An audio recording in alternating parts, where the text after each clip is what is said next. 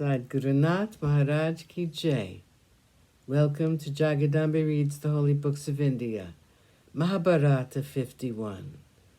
As you may remember, Kunti took one look at Radeya, recognized him as her son, and fainted. Vidura rushed over to her, sprinkled perfumed water on her, and revived her. Vidura, with his power to see into the past and the future, knew everything.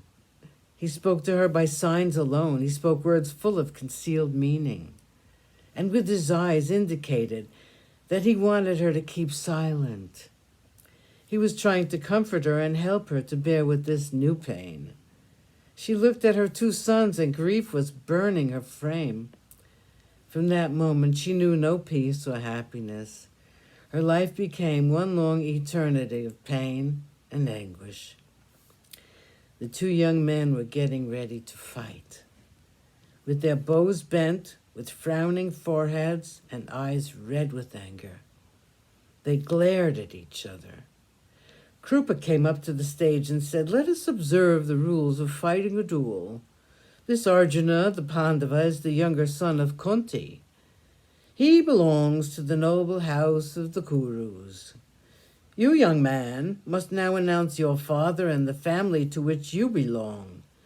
Please announce to the assembly the kingdom which is fortunate to have you as her master.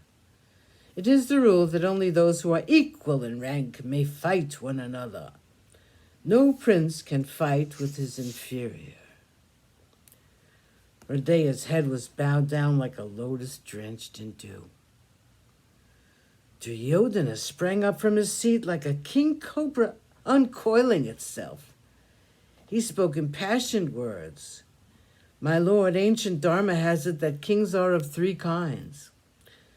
They are the kings by birth, they are kings because of their bravery, and they become kings when they defeat another king. Bravery, my lord, is not the birthright of Kshatriyas alone. You can get fire out of flint and also out of water. Bravery is universal. If, however, this Arjuna is bent on making a fetish of the rule that only a king must fight with a king, he shall have his wish. We will crown this young man the king of Vanga, which is now without a master. They can fight after that." The people stared at the entire proceedings with amazement. This regal gesture of Duryodhana held them spellbound. There were tears of pride in the eyes of Bhishma. "Well done," was the cry which resounded from one end of the stadium to the other. Everyone was watching Duryodhana with bated breath. The prince, with the permission of Bhishma and Dhritarashtra, sent for sacred water and other things necessary for the coronation. They were brought immediately. Brahmins were chanting the Vedas. Duryodhana placed his own crown on Radeya's head and his own sword in the right hand of Radeya.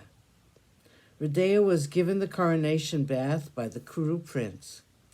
Duryodhana now said, "You are now the king of Anga, stranger.